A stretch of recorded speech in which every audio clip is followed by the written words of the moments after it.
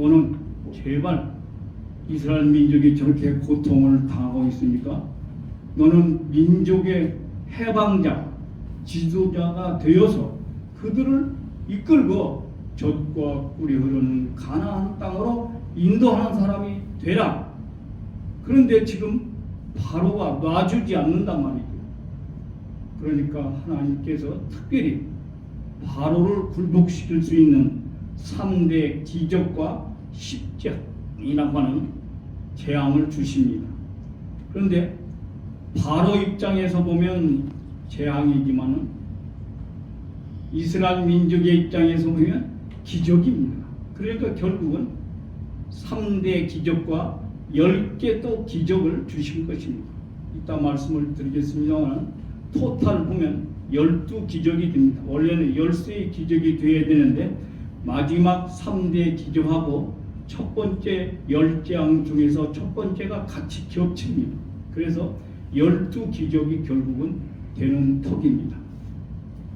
만약에 이런 기적을 주었더라도 바로가 모세가 바로 궁중에서 그냥 40년 동안 눌러 살고 있었다면 출발을 안 했을 거라는 거지.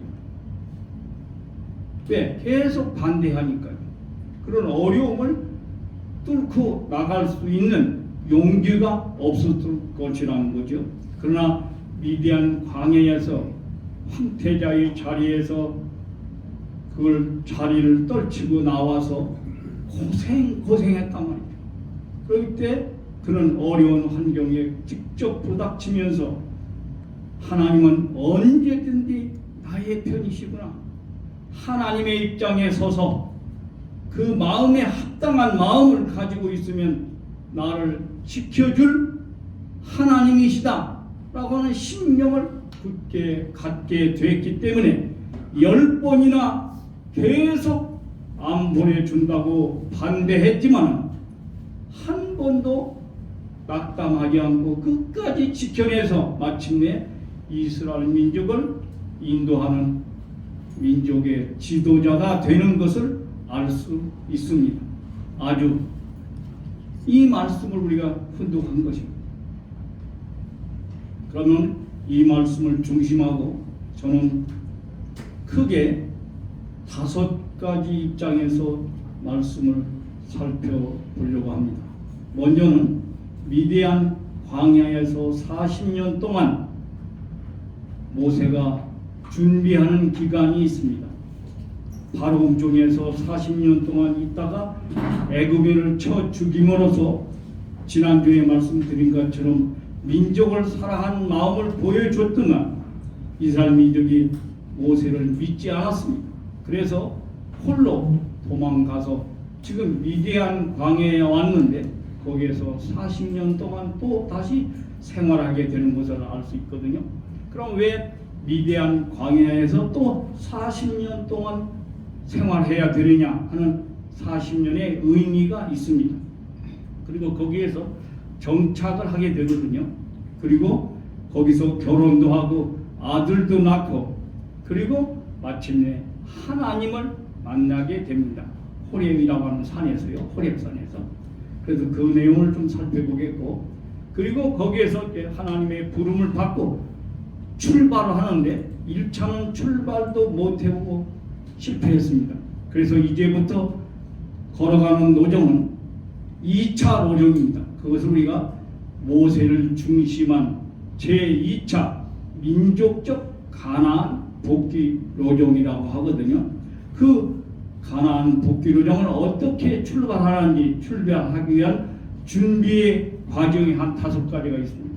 그래서 그것을 오늘 주제로 해서 말씀을 드리려고 합니다. 그래서 출발을 준비하는 과정에서 첫 번째 말씀의 대신자로서 아론과 미레암을 주시고 또 가라고 해놓고는 도중에서 갑자기 하나님께서 출발해서 가고 있는 모세를 죽이려고 합니다. 그때 아내 시보라가 아들을 게르솜을 할례를 해서 온 가족이 살아남게 되는 것을 볼 수 있습니다. 그리고 3대 기적의 내용이고 그리고 그 3대 기적은 왜 그런 내용을 주셨는지 하는 문제까지도, 그리고 10장 하나하나, 그리고 어떤 의미를 갖고 있는지 살펴보고, 맨 마지막은 이제 이스라엘 민족이 3대 기적과 10장을 보고 마침내 바로가 굴복을 합니다. 보내주겠다, 보내준 허락을 합니다. 그래서 이제 출발을 해야 됩니다. 그렇기 때문에 이스라엘 민족 전체에게 모세가 알려줘가지고 우리 가지고 있는 재물을 다 가지고 이제 나오십시오. 그리고 어느 날 어느 장소로 모이십시오. 그래서 재물을 취해가지고 다 모이는 과정까지, 그리고 거기서부터 이제 제2차 출애굽, 애굽을 탈출해서 가나안을 향해서 다음 주에 이제 가는 노정을 자세히 살펴보려고 말씀을 여기까지 드리겠습니다. 먼저 미디안 광야에서 왜 40년 동안 계셔야 했느냐 그 말입니다. 우리 원리적으로 40은 바로 사탄을 분립하는 믿음의 기간을 쌓은 기간입니다. 즉 사탄을 분립하는 수입니다. 왜요? 잃어버린 사유기대를 10을 승하게 되면 40입니다. 잃어버린 사유기대 사수를 10은 귀를 씁니다. 다시 처음으로 돌아가는 숫자입니다. 그래서 결국은 40수만큼 정성을 들여야 사탄이를 분립되는 길을 걸을 수 있게 됩니다.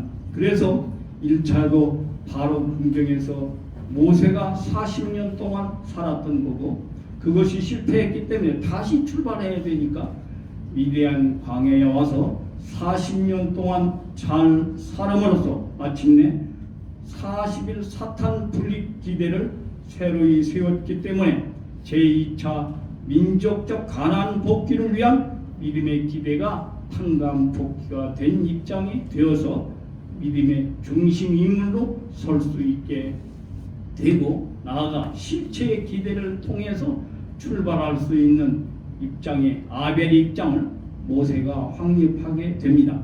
그렇기 때문에 필히 중심 인물은 40수에 해당되어지는 기간 동안 사탄을 떼어버리는 고난의 노정을 걷지 않으면 안 됩니다. 그래서 미디안 광야에서 40년 동안 걷게 됐구나 하는 것을 이해하게 됩니다. 그럼 미디안 광야는 어디냐? 자, 오른쪽을 한번 보십시오. 오른쪽에 지도를 보면 지금 애굽이 바로 여기죠. 여기 지금 나일강 있는 여기입니다.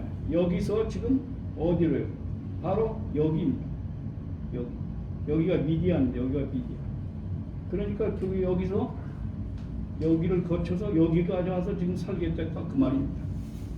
거기에서 그렇게 외지지, 아주 모르는 곳입니다. 거기에 지금 미디안 광야에서 모세가 지나게 되고, 또 호렙산은 어디냐면 바로 시내산이라고 하는, 여기 시내산이죠. 여기에 있습니다. 여기를 시내산 또는 호렙산이라고 합니다.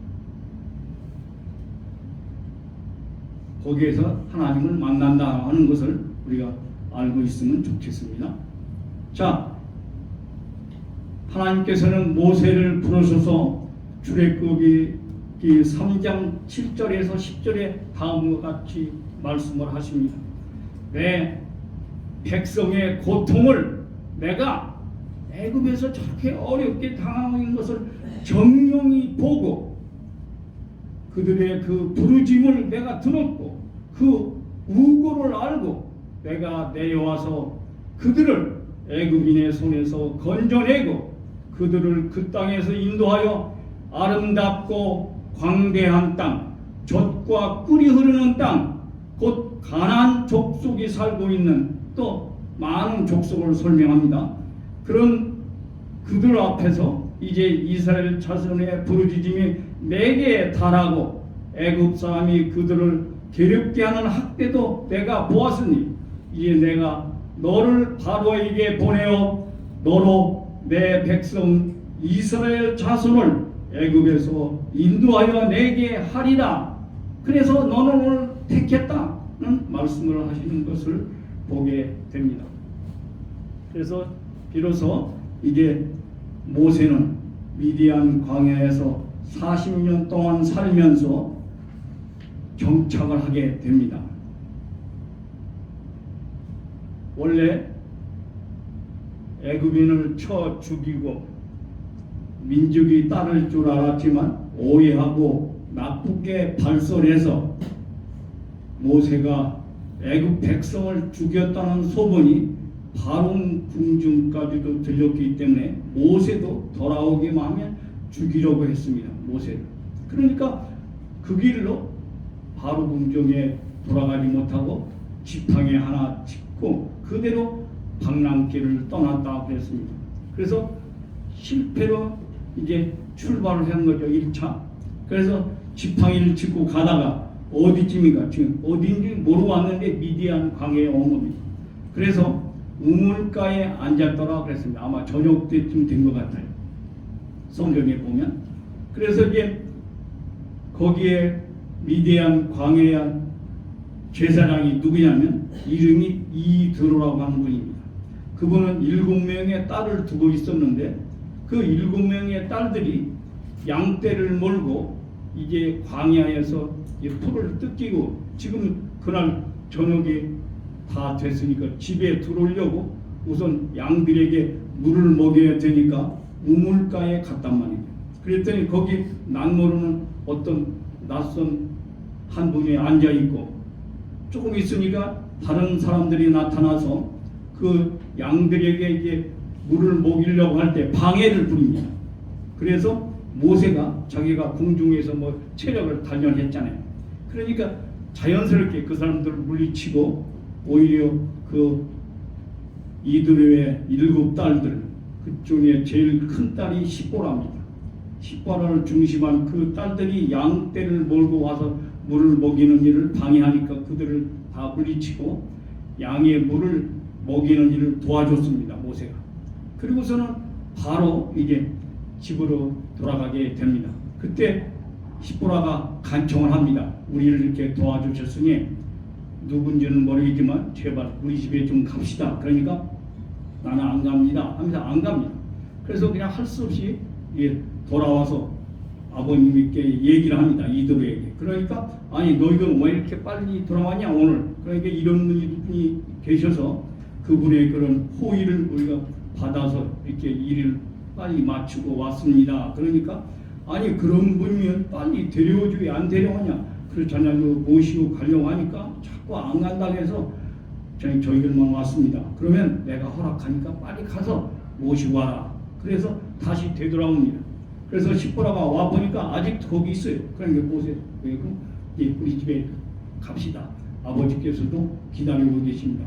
그래서 와서 그렇게 인사를 하고 그 길로 어디 갈 곳이 냐 없다고 그럽니다. 그러면 우리 집에서 같이 살자. 그래서 같이 살게 되면서 40년을 미디안 광야에서 정착을 하게 되는 겁니다.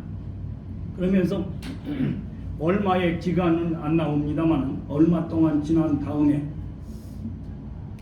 이드로가 보니까 이 모세가 성실하거든요. 그러니까 자기 사위를 삼았으면 하고 싶었습니다. 그래서 7명의 딸들에게 조용히 물어보니까 모두가 다 모세라면 자기 신랑감으로 좋다는 거예요. 그러니까 이거 안 되겠단 말이에요. 그래서 그러면 좋다. 우리 모세에게 신청을 했습니다. 우리 딸들 중에서 당신이 좋은 사람을 좀 고르라. 그래서 아마 우리 영화에 보면 패션쇼를 하는 장면이 나오죠. 그래서 7딸들이 모세가 심판관이고 패션쇼를 하죠. 그래서 장녀부터 순서대로 나와서 자기들을 잘 차려입고 막 쇼를 하죠. 그때 다른 사람들 둘째에서 막내까지는 아주 예쁘게 차려입고 막 화장을 진하게 하고 그랬지만 십보라만은 그렇게 안 했다고 했습니다.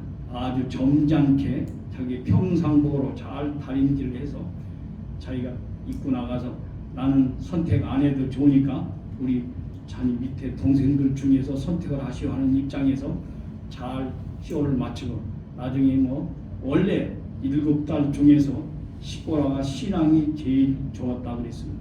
그래서 모세가 십보라로 결정을 하고 결혼을 하게 됩니다. 그래서 거기에서 이제 시간이 지난 다음에 이 아들을 낳게 됩니다. 그 아들 이름이 게르솜입니다. 원래 뜻은 이방에서 객이 되었다. 즉 이방에서 손님이 되었다는 뜻이 바로 게르솜이라고 하는 뜻이랍니다. 그래서 지금 가정을 이루고 양을 치는 사람이지만 황태자에서 재미있게 행복하게 지금 살아가고 있는 것입니다. 그러나 그의 마음속에 무엇은 남아 있습니까?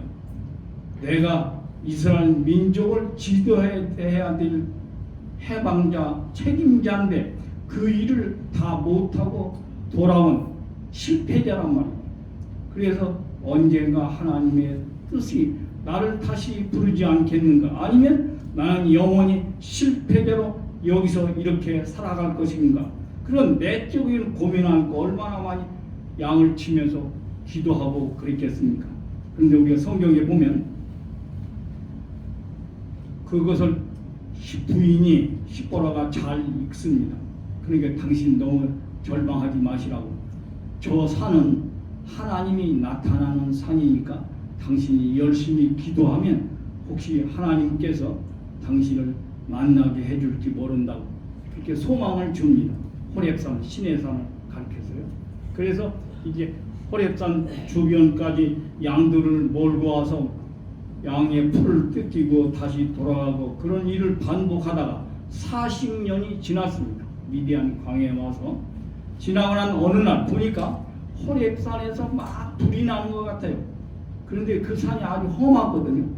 그래서 야 하나님이 나타났는가 보다 싶어서 가고 싶었지만 부인이 거기는 험하니까 가지 말라고 했거든요.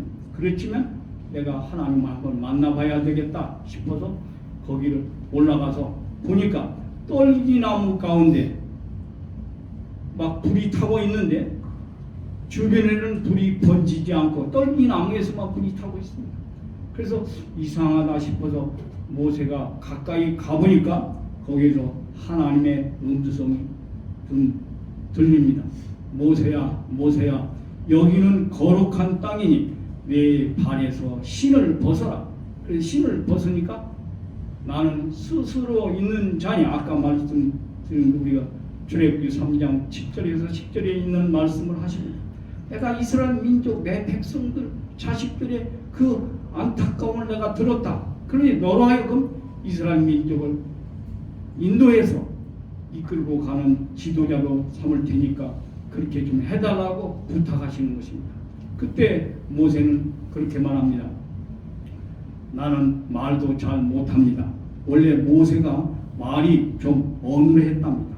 말을 아주 달변이 아니고 잘 못했는데 이렇게 말도 잘 못하는 사람이 내가 어떻게 민족의 지도자가 돼서 그들을 말하고 인도해 갈 수 있겠습니까? 그러니까 걱정하지 마라.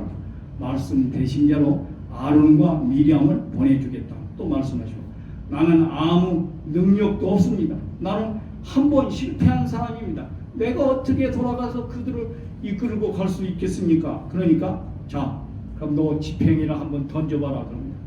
거기서 지팽이를 던지니까 그 지팽이가 뱀으로 변합니다. 그러니까 모세가 희한하잖아요. 지금 지팽이를 던졌는데 하나님께서 뱀을 만드셨던 거죠. 그래서 다시 그 뱀을 집어봐라 그럽니다. 그러니까 꼬리 있는 부분을 집으니까 다시 또 지팽이로 변합니다. 지팽이가 뱀으로 변했다가 그 뱀이 다시 또 지팽이로 변합니다. 이 기적을 너에게 주겠다. 그리고 너 손을 한번 품어봐라. 품다가 빼봐라. 빼니까 불치의 병인 문둥병에 걸립니다. 그 당시 문둥병은 불치의 병이었습니다. 그러니까 아이 무섭습니다. 그래? 그럼 다시 한번 손을 품어봐라. 다시 품속에 품었다 빼봐라. 빼니까 깨끗이 치유가 됐습니다. 나사버렸습니다. 이 기적이 두 번째 기적인데 이것도 너에게 줄게. 그러면서 세 번째 기적을 비롯해서 10재앙까지 3대 기적과 10재앙을 주시면서 이걸 가지고 가서 내가 이스라엘 민족을 바로에게 보여주고 이끌고 나오라고 말씀하시니까 이제 받아들이고 모세가 집으로 돌아오게 됩니다. 그리고 부인에게 말하니까 부인도 허락을 합니다. 좋습니다. 우리 갑시다. 출발합시다. 그리고 또 이대로 장인도 허락을 합니다. 그래서 이제 간단하게 짐을 챙기고 미디안 광야에서 낳은 그 게르솜 아들을 얻고 지금 가고 있는 것입니다. 그래서 이제 나오니까 그 광야 앞에 아론과 미리암이 대기하고 있습니다. 지금 하나님께서 말씀 대신자로 준비를 시켜 놓은 것이거든요. 그래서 그 아론과 미리암을 대동하고 이제 가게 됩니다. 그래서 가는데 갑자기 모세를 도중에서 하나님께서 죽이려고 합니다. 너희는 모세 죽인다. 그러니까 모세는 당황했습니다. 아니 언제는 내가 뭐 가겠다고 한 것도 아니고 안 가겠다고 실력수 없습니다. 그러니까 이렇게 3대 기적과 재앙을 주면서 말도 못합니다. 그러니까 아론과 미리암 말씀 대신자도 주면서 가라고 하고 내가 지금 열심히 가는데 왜 죽이려고 합니까? 이거 왜 이럽니까? 그렇게 하고 있을 때 얼른 지혜로운 부인 십보라가 생각을 했습니다. 왜 하나님께서는 남편이 잘 가고 있는데 저렇게 죽이려고 할까 생각해 보니까 자기 아들이 할례를 하지 않았구나 하는 것을 알았습니다. 그래서 그 자리에서 그 아들을 할례해서 할례한 그 돌을 모세 오른쪽 발에다가 던지니까 죽음의 신이 떠났다 그랬습니다. 그래서 즉 아들 게르솜을 부인 시보라가 할례함으로써 온 가족이 살아나서 다시 한번 온 가족이 단합하고 기쁜 마음으로 출발해서 이제 중간에서 이스라엘 민족의 대표자들을 만납니다. 그래가지고 보여줍니다. 봐라, 하나님께서 이렇게 나에게 보여주셨다. 3대 기적과 10재앙을 보여주니까 모든 유사 대표들이 좋다. 그럼 이거 가지고 얼마든지 바로를 굴복시킬 수 있겠다. 가자. 그래가지고 바로 궁정에 들어가게 되는 것입니다. 아주 자, 그래서 이제 이 바로 3대 기적과 10재앙을 통해서 출발하는 것은 모세가 제2차 민족적 가나안 복귀를 정해서 믿음의 기대를 미디안 광야에서 40년 동안 잘 지냈기 때문에 사탄을 분립해서 해결이 됐습니다. 믿음의 기대는 탕감 복귀됐다겠죠. 그러면 이제 실체 기대에 모세는 아벨의 위치도 확립을 한 것입니다.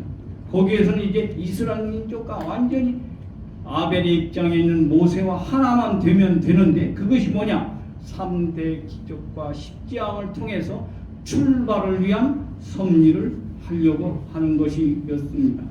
그래서 1차 때는 실패했지요. 출발도 못해보고. 그러나 2차 때는 3대 기적과 10재앙을 보고 유사들이 지금 좋다고 다 가능성을 갖고 가자고 하잖아요. 그러니까 하나가 되는 입장이 되는 것입니다. 그래서 바로 3대 기적과 10재앙의 권능을 주시어서 애굽을 치게 하심으로써 출발을 위한 섭리를 하셨던 것이라는 것을 원리적으로 알 수 있습니다. 그러면 왜 모세가 이렇게 사탄 편을 쳐야 되느냐? 3대 기적과 10재앙을 가지고 거기는 4가지의 이유가 있습니다. 첫째는 사탄이 침범한 장자 입장에 있는 바로 애굽을 탕감 복귀해야 되기 때문에 치는 것입니다. 둘째는 이스라엘 민족으로 하여금 이렇게 치고 어려운 과정을 통과해 나와야 애굽에 대한 미련을 완전히 끊을 수 있게 된다는 거죠. 그래서 이렇게 3대 기적과 10재앙을 이스라엘 민족에게 보여주신 것이구나 하는 것을 알 수 있고, 세 번째는 모세는 바로 하나님이 보내신 분이구나. 그냥 미디안 광야에 도망가서 그냥 마귀의 양만 치다 온 사람이 아니구나. 이런 것을 이스라엘 민족에게 능력 있는 분이라고 하는 것을 알리기 위해서 이렇게 사탄편을 치는 3대 기적과 10재앙을 주셨구나 하는 것을 알 수 있고, 마지막은 원래는 지난주 그것을 기억하실런지 모르겠습니다만 원래 모세가 태어날 때가 이스라엘 민족이 애굽에 와서 고역살이 350년을 한 때였습니다. 그래서 바로 궁정에 가서 40년 동안 있었습니까? 원래 애굽인을 쳐 죽이고 출발했으면 390년 만에 이스라엘 민족이 출애굽을 할 수 있었던 것입니다. 그런데 출발도 못 해보고 지금 다시 40년을 지금 미디안 광야에서 준비했잖아요. 그러니까 390년 더하기 40년 하면 얼마입니까? 430년이 되는 것입니다. 그래서 비로소 지금 430년 만에 이스라엘 민족이 애굽을 탈출해서 가나안을 향해서 가게 되는 노정이 되거든요. 그러니까 원래는 아브라함이 비둘기를 쪼개지 않아서 내 후손이 얼마 동안 고역살이 한다고요? 400년 동안 한다고 했는데 실제는 430년 동안 한 것이 되기 때문에 30년 동안 더 고역을 당하기 때문에 그 탄식 소리가 하나님께 상달돼서 하나님의 긍휼을 자아내게 됐다는 것입니다. 그래서 이렇게 3대 기적과 십자가를 주셔서 애굽을 칠 수 있게 됐다는 네 번째 이유가 되는 것입니다. 긍휼이라는 뜻은 불쌍히 여기고 돌보아 주는 것을 말하는 것입니다. 하나님께서 30년 동안 자기 백성들을 고생시킨 거 가엾게 생각했다는 거죠. 그럼 이제 출발을 위한 섬기의 과정을 말씀드린 것처럼 자세히 살펴보겠습니다. 첫 번째는 말씀 대신자로서 아론과 미리암을 주셨습니다. 그러면 아론은 누굽니까? 어제 지난주에 말씀드렸죠. 모세의 형님이 있었다. 그 형님은 3살 위였다. 그러니까 지금 모세가 80세니까 아론은 83세죠. 형님. 그리고 모세, 그 다음에 아론, 그러니까 아론, 모세, 그리고 맨 위가 미리암입니다. 그래서 미리암이 제일 큰 누님입니다. 그러니까 큰 누님하고 형님을 자기가 오른편에 왼편에 모시고 지금 모세가 함께 바로 궁정에 들어가는 내용입니다. 이때 모세는 무슨 입장이냐면 하나님 대신 입장입니다. 그리고 오른쪽에 아론은 바로 예수님의 입장이고 왼쪽에 미리암은 바로 성신의 입장에 있습니다. 그렇기 때문에 결국 모세를 중심하고 아론과 미리암이 말씀으로 이스라엘 민족을 지도하는 것처럼 하나님을 중심하고 예수님과 성신이 말씀으로 타락한 인간들을 복귀해 나갈 것임을 형상적으로 보여주고 있는 것을 알 수 있습니다. 그렇기 때문에 모세의 뜻을 받들고 아론과 미리암이 이스라엘 민족을 가나안 땅까지 영도하는 사명을 가지고 있었기 때문에 말씀 대신자로 아론과 미리암을 주셨다고 하는 것을 알 수 있습니다. 그리고 두 번째, 도중에서 지금 가고 있는 모세를 죽이려고 했다고 했습니다. 근데 할례를 해서 살아났다고 했습니다. 그러면 이것은 어쩐 일이냐 그 말입니다. 왜 죽이려고 했느냐? 그것은 지금 보세요. 모세가 우리가 말씀드린 것처럼 지금 자기는 실력도 없다, 또 한 번 실패했다, 또 말도 못한다, 못 간다 계속 제시하잖아요. 근데 하나님께서 제가 말씀 대신자 줄게, 자 3대 기적과 십자가 줄게, 그러니까 계속 하나님이 다 주시고 있었지 밀어내는 거거든요. 그러니까 가다가 어려움이 닥치면 뭐라고 말하겠습니까? 모세는 봐요 하나님, 내가 그때 안 간다고 그랬잖아요. 당신이 가라고 해서 내가 할 수 없이 내가 와서 이런 일을 당했으니까 당신 책임지세요. 나는 몰라요. 뒤로 빠질 수 있겠잖아요. 그러니까 하나님께서는 모세 자신이 간 것으로 하는 조건을 세우시기 위해서 나는 죽음길도 내가 이기고 나왔다, 그러한 조건을 세워주시기 위해서 갑자기 죽이려고 하는 역사가 벌어지게 됐구나 하는 것을 알 수 있습니다. 그리고 이것은 결국 게르솜을 할례해서 누가요? 아내인 시보라가, 그래서 어머니와 아들이 모자가 협조해야 모세가 살아날 수 있다라고 하는 것을 보여주고 있는 것입니다. 그렇기 때문에 우리 섭리상에서 항상 모자 협조가 나타나고 있다는 것을 알 수 있죠. 어머니들이 대단히 중요합니다. 그럼 왜 이렇게 할례를 했느냐 하는 것입니다. 할례라는 것은 예루살렘의 양부 끝을 쪼개서 피를 나는 행사입니다. 그래서 그 이후로 이스라엘 민족은 하나님으로부터 선택된 백성이라고 해서 양부 끝을 남자 아기가 태어나면 8일째 날 할례를 합니다. 우리 축복 가정은 아기가 태어나면 8일째 날 하늘 앞에 봉헌식을 하잖아요. 근데 이스라엘 민족은 할례식을 하게 됩니다. 그걸 왜 그러냐면 다음과 같은 뜻을 갖고 있습니다. 첫째로 피가 꼭 흘러나오죠. 피를 빼니까요. 이것은 사망의 사탄을 중심했던 피를 뽑아낸다는 표시의 할례라는 거죠. 두 번째는 남자에게만 하니까 남자의 주권성을 다시 찾는 표라는 거죠. 또 이건 본성의 자녀의 입장을 다시 찾는 약속의 표로서 이렇게 할례라는 행사를 하게 되는 것을 알 수 있습니다. 할례에는 세 가지 종류가 있습니다. 우선 마음의 할례입니다.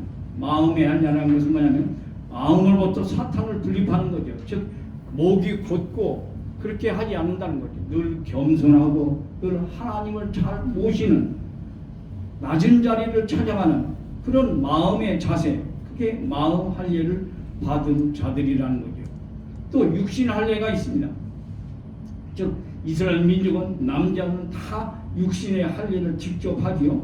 또 우리들은 우리 육신도 자유롭게 사탄으로부터 분립하는, 그렇기 때문에 참 부모님께서는 예배에 올 때 목욕 재개를 하고 깨끗한 옷으로 갈아입고 모든 것을 다 정갈하게 하고, 그것이 바로 몸의 할례를 의미하는 것이라는 거죠.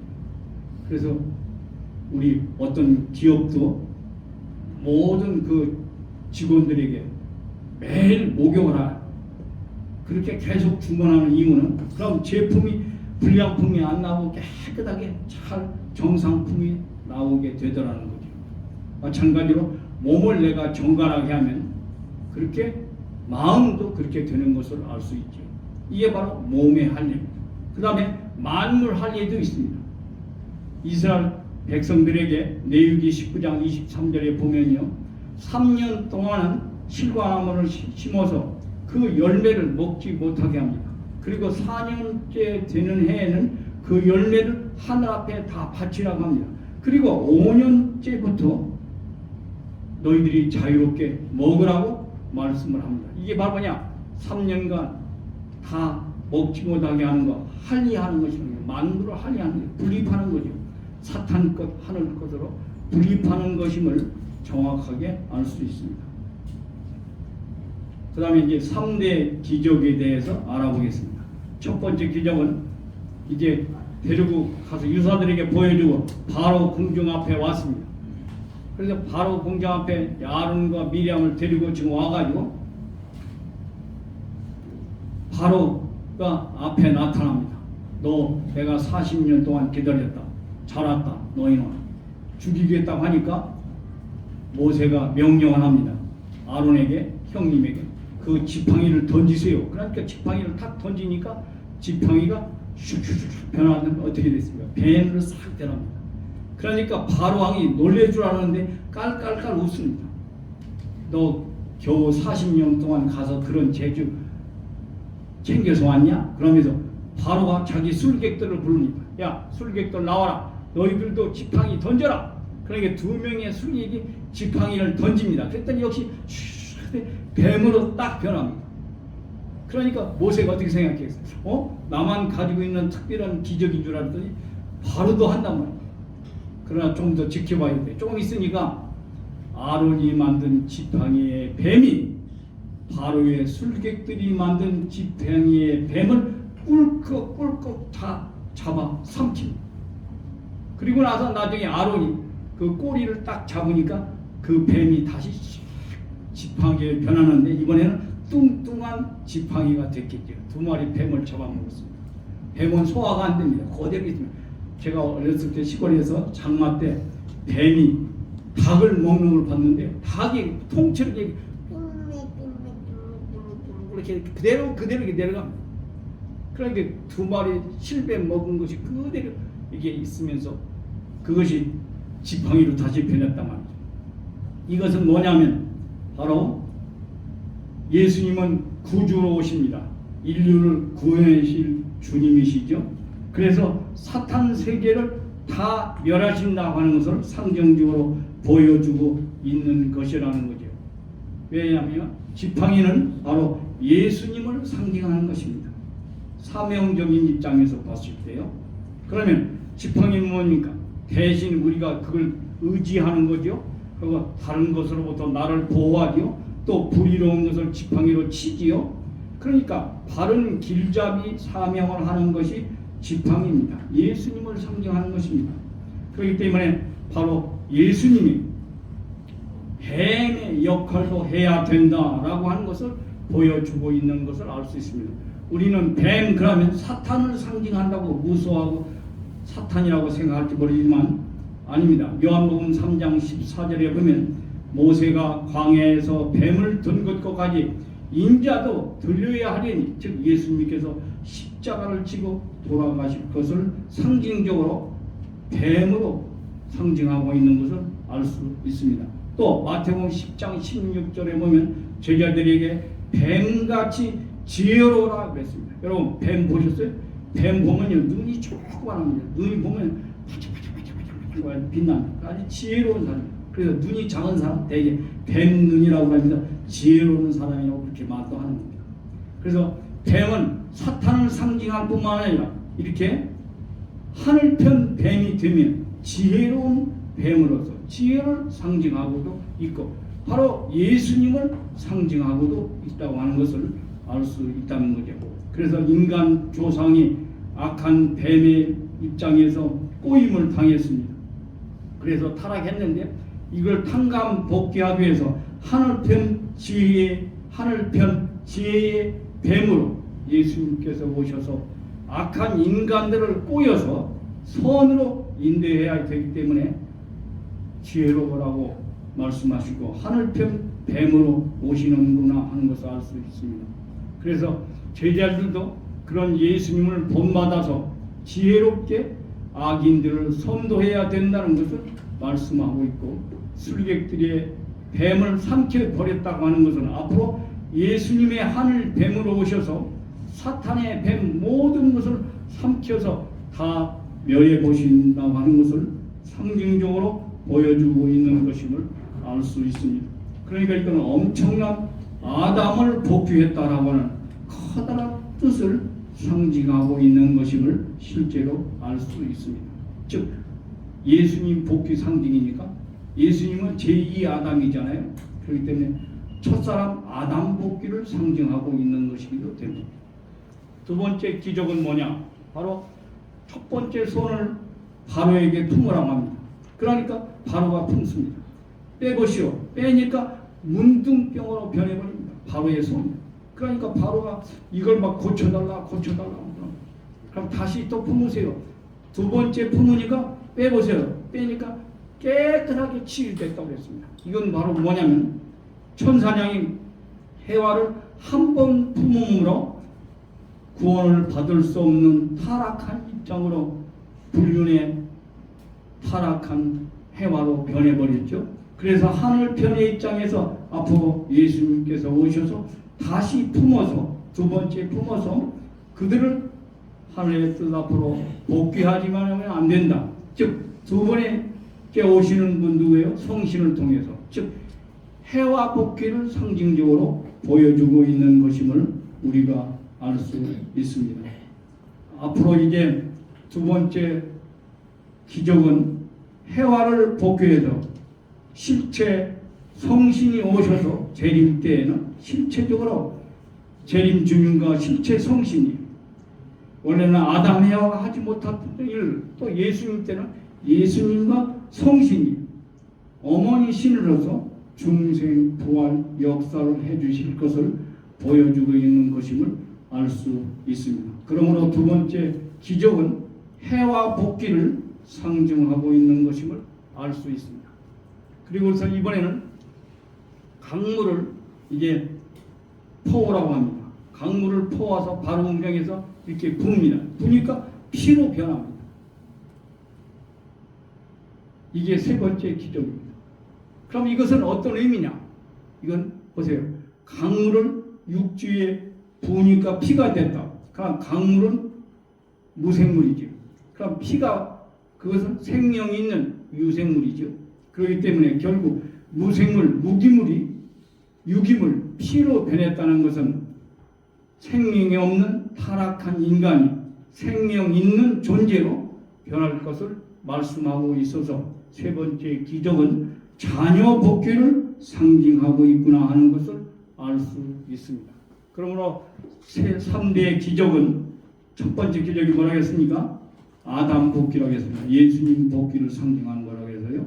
그래서 바로 하나님을 중심하고 예수님과 성신이 그래서 사위기대를 이루고 자녀들을 다시 다 중생 부활 복귀시키는 것처럼 모세를 중심하고 아론과 미르암을 중심한 그러한 복귀 역사. 그래서 자녀들을 다시 찾는 즉 예수님을 중심하고 성신이 하나님을 중심하고 완전히 복귀해서 타락한 인간들을 하나로 만든다고 하는 것을 보여주는 말씀인 것을 즉 창조 본연의 사위기대를 복귀할 것을 다 표시해주고 있다고 하는 것을 알 수 있습니다.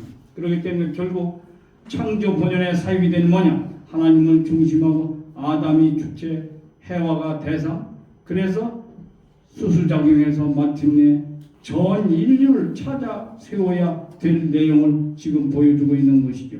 즉 하나님을 중심하고 예수님, 성신, 전 인류. 원래는 하나님, 아담, 해와, 자녀 이렇게 사위기대를 창조본의 사위기대를 복귀할 것을 상징적으로 보여주고 있는 것이 3대 축복이구나 하는 것을 알 수 있습니다.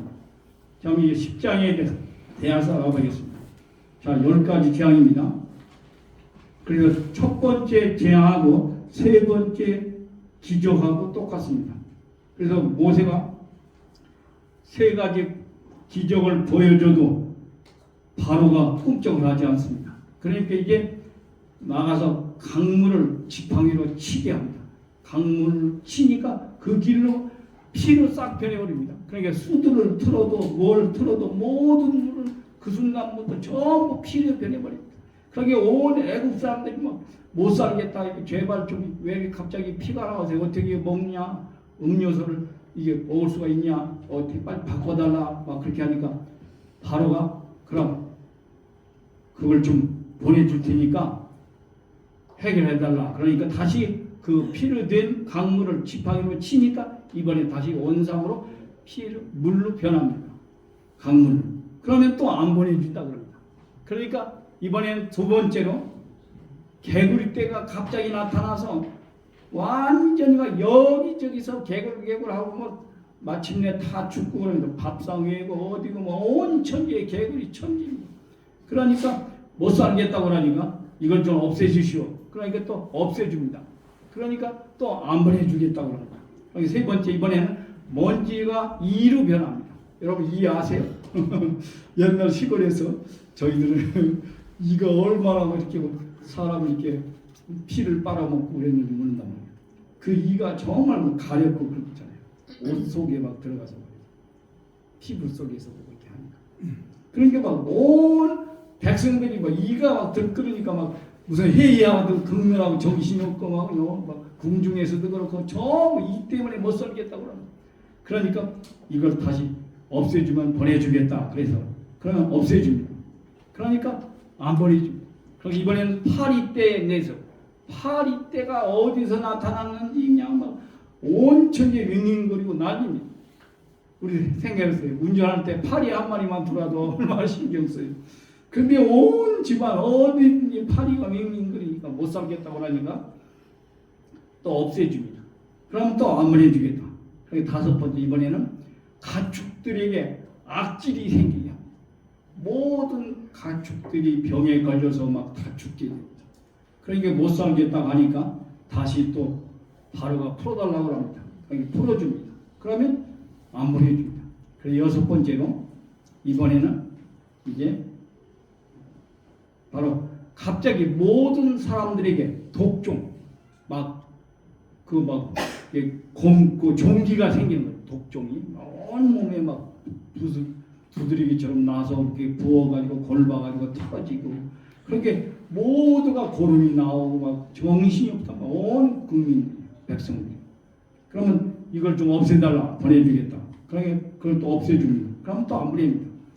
그러니까 이번엔 일곱 번째로 갑자기 맑은 하늘에 막 하늘에서 우박이 떨어지고 막 불이 막 떨어집니다.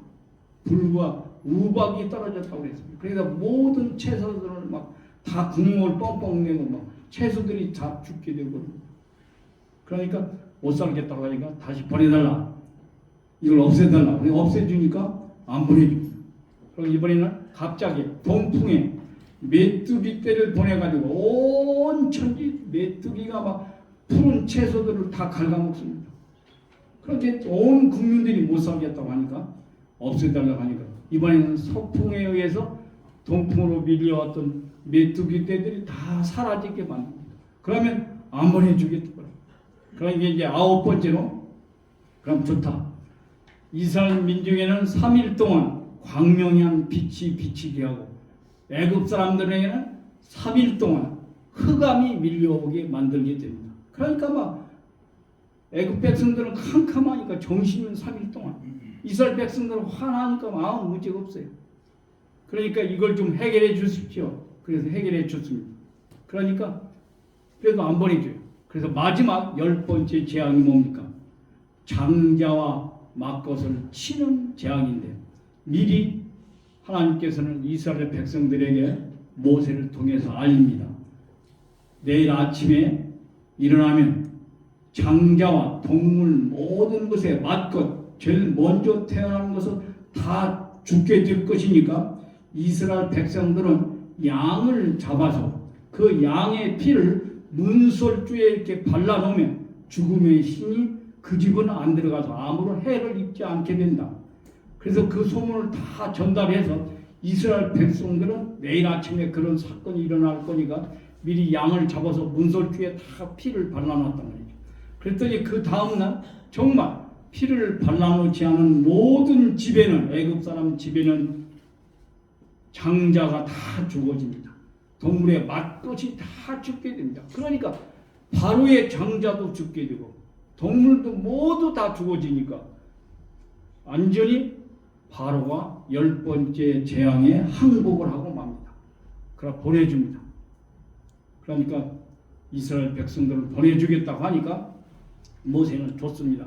아무나 아무시에 모든 백성들이요 당신들이 가지고 있는 모든 재물, 보석, 금붙이나 모든 거 다 가지고 아무나 아무시에 짐을 싸가지고 나오시오, 모이시오. 그래가지고 우리는 애굽을 탈출해서 가나안 땅에서 가겠습니다. 라고 선포를 합니다. 그래서 모든 재물을 취하여 가지고 나오라고 알려주는 입장이 됩니다.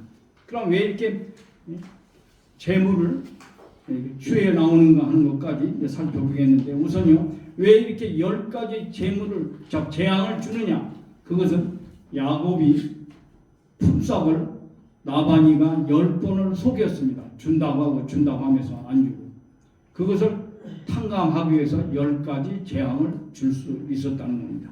그리고 또 한도를 넘는 고역을 지켰잖아요. 원래 400년만 해야 됐는데 430년 동안 했으니까 초과된 그거에 대한 것을 이렇게 고역서에 했으니까 이렇게 재앙을 줄 수 있었다 말씀하고 있습니다. 마지막으로는 바로가 놓아준다고 하면서 한 번 할 때마다 안 놓아주는 것을 10번을 속이니까 속일 때마다 하나씩 주다 보니까 10가지 재앙을 주었다는 것입니다. 그리고 여기서 재앙 중에서 9번째하고 10번째 것만 우리가 좀 해석을 해보겠습니다. 애굽에는 3일간 어둠이 있었고 이스라엘에는 3일 동안 광명이 있었다. 이것은 앞으로 예수님께서 오시게 되면 하늘편은 광명이요 사탄편은 흑암으로 분기된다라고 하는 것을 보여주고 있는 것이라는 거죠. 우리도 마찬가지죠. 어디든지 가면서 기도를 하거나 차를 타거나 어둠이 밀려올 때는 이 사탄의 세력이 있구나 하는 걸 느끼셔야 되는 거죠. 마음이 밝게 되면 거기는 하늘편이라고 하는 것을 짐작할 수 있다는 것이죠. 항상 이렇게 빛과 어둠으로 이렇게 분기된다, 갈라진다, 하늘편, 사탄편 그런 것을 보여주고 있는 것이죠. 또 애굽에는 장자와 육축의 맏것은 모들이 쳐서 죽였다. 모조리. 그리고 이스라엘은 양의 피를 발라서 면하게 됐다 그랬습니다. 이것은 바로 뭐냐? 바로 아까도 말씀을 드린 것처럼 장자는 사탄 편이거든요. 그것을 치는 것이 뭐냐? 바로 장자를 죽이는 역사였다는 것이죠. 그래서 이스라엘 민족은 이것을 통해서 결국 자기들은 양의 피를 문설주에 발라서 살아남고 탈출할 수 있게 됐습니다. 그래서 그날이 바로 유월절이라고 하는 절기입니다. 이집트를 탈출한 기념일입니다. 영어로는 더 패스오버라고 하는데 넘어갔단 말이에요. 패스오버. 그 유월절, 한자 뜻도 유월절 넘어갔다는 뜻이죠. 죽음으로부터 넘어갔다고 하는 거죠. 그런 우리 해방의 석방을 당한 그런 날 축하하듯이 이스라엘 민족의 유월절이 해방절인 것을 알 수 있습니다. 마지막으로 재물을 취해야 나온 것은 어쩐 일이냐 하는 문제를 살펴보겠습니다. 이것은 바로 앞으로 예수님을 중심하고 만물 복귀를 하실 것이라고 하는 것을 미리 보여준 것이라고 하는 것이죠. 또 고역에게 대한 정당한 보수를 받지 않았기 때문에 가지고 나와도 하늘편에서 걸릴 이유가 없다는 것입니다. 그래서 사탄 편으로부터 다 가지고 나오라고 했다는 것을 알 수 있습니다. 우리도 마찬가지입니다. 우리가 뭐 뜻을 출발할 때 뭐라고 합니까? 너 빨리 호적을 파가지고 가라. 그럴 때 우리는 그냥 고스란히 알겠습니다 하고 나오면 안 된다. 원래는 내 이름으로 된 재산 모든 거 있으면 다 내놓으세요. 가지고 나와야 원칙이라는 거예요. 원래는. 왜? 내가 이제 사탄 편에서 하늘 편으로 가는 거 새로운 출발할 때에 그런 조건에 걸리지 않을 수 있다는 거죠. 이스라엘 민족은 그렇게 고역살이를 했고 아무런 보수를 받지 않고 또 30년 동안 더한 입장도 있고 해서 또 앞으로 만물을 복귀한다. 사탄 편으로부터 가지고 온다고 하는 것을 표시하는 말씀 된다는 거죠. 자, 그러면 여기서 왜 10번씩이나 모세가 이렇게 이적을 재앙을 보여 그 기적이죠. 기적을 보여줬을 때 안 물려주게 됐느냐. 이렇게 바로의 마음이 왜 이렇게 한번 해보세요. 강팍이라고 하면 안 됩니다. 강팍입니다. 팍. 이게 한자말입니다. 근데 우리 전부 다 강팍할 때 그렇게 얘기하는데 강팍이 아니고 강팍입니다. 팍. 이건 뭐냐면 사전을 찾아보면 성격이 까다롭고 고집이 세다는 뜻입니다. 왜 모세를 통해서 보여준 그 이적 기사를 보고 바로가 계속 안 부려주는 마음을 강팍하게 하신 이유가 뭐냐고 말입니다. 그것은 바로와 이스라엘 민족에게 하나님의 능력을 보여주셔서 하나님은 이스라엘의 하나님이시구나 하는 것을 보여주시기 위해서 그렇게 하신 거라는 거죠. 바로 그냥 보내주시면 한 가지 것만 못 보내줬을 건데 10가지 그런 능력을 계속 반대할 때마다 보여주시니까 야, 하나님이 바로 능력을 갖고 계시는 우리 이스라엘 편의 하나님이시구나 하는 것을 알려주시기 위함이었다는 것을 알 수 있습니다. 둘째로는 바로로 하여금 있는 힘을 다해서 전력을 다해서 이스라엘 민족을 붙잡았다가 내가 할 수 있는 힘을 다했지만 도저히 내가 단념할 수 없구나. 이 사람들을 붙들고 있을 수 없구나. 자기의 무력함을 깨닫고 이스라엘 민족이 애굽을 떠난 후에도 미련을 가지지 않게 하기 위해서 하늘이 그런 작전을 쓰신 거라는 거죠. 아주 하늘을 이렇게 관심을 갖고 계신 것이에요. 그리고 이것이 바로 뭐냐? 야, 바로 너 조금만 힘을 써. 내가 한두 가지로 다 해결하고 데리고 갈게. 그렇게 하는 게 아니라 너 그래 반대할 수 있는 능력과 다 해봐라.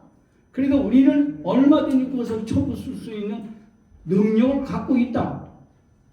이게 바로 전공법입니다. 우리가 달리기 할 때 그러잖아요. 상대방 당신도 최선을 다하시오. 나도 최선을 다했다.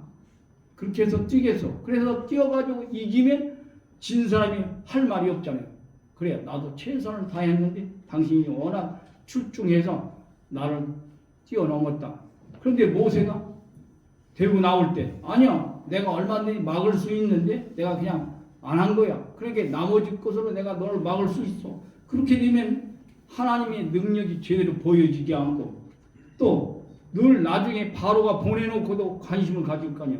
내가 최선을 다해서 모든 걸 했으면 붙들어왔을 텐데 갑자기 내가 못하고 내가 일부만 보여줬기 때문에 저렇게 됐다. 그럼 항상 미련을 갖게 되는 거죠. 보내놓고 나서 모세를 중심한 이스라엘 민족에 대해서 바로 왕은 미련을 가질 수가 없죠. 왜? 내가 최선을 다해서 붙들려고 했는데 내 능력은 이제 한계에 이르렀단 말이에요. 그러면 미련을 안 갖게 되죠. 그래 가시오 잘 가시오. 세 번째는 이스라엘 민족으로 하여금 바로에 대한 적개심을 품게 하여서 애굽에 대한 미련을 끊게 하기 위한 겁니다. 앞에 2번은 뭐였습니까? 바로로 하여금.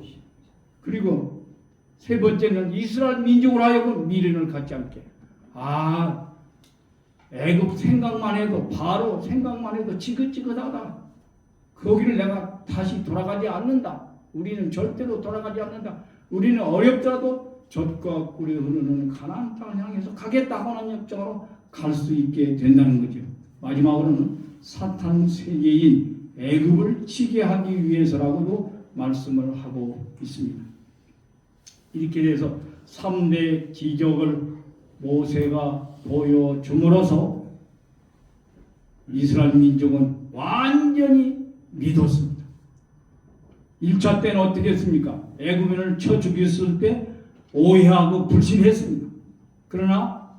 그래서 그때는 출발도 못 해봤다고 했습니다. 그래서 이번에는 2차 때에는 3대 기적과 십자가를 보고 모세야말로 하나님이 보내주신 진정한 우리 이스라엘의 영도자라는 것을 믿게 되어서 마침내 이스라엘 민족 전체가 민족적인 제2차 가나안 복귀로정을 출발을 위한 섭리를 성공할 수 있게 되었다라고 하는 것을 알 수 있습니다. 아주 자리께 해서 이제 아므시의 모든 재물을 가지고 다 모여왔습니다. 그래서 마침내 출애굽을 하게 되는 것을 알 수 있습니다. 그 이치와 로정의 출애굽의 로정은 다른 시간에 또 말씀을 드린 것하고 오늘은 여기까지 말씀을 드리고 결론 말씀드리겠습니다. 보세요. 이스라엘 민족이요 모세의 말을 듣지 않고 1차 때 애굽을 쳐 죽였을 때 모세를 불신했을 때 바로 왕은요 이스라엘 백성들에게 엄한 벌을 줍니다. 자, 앞으로는 우리가 집을 줬는데 집도 자기들이 구해가지고 벽돌을 짓게 만들어라. 또 더 많은 할당량을 분배합니다. 그래도 더 많이 힘든 고역을 시키게 되는 것을 볼 수 있거든요. 마찬가지로 우리 대한민국이 참 부모님을 불신하거나 지도자를 불신하게 되면 순환의 길을 간다는 것을 알지 않으면 안 됩니다. 그래서 백성들은 얼마나 고난의 길을 갔는지 모릅니다.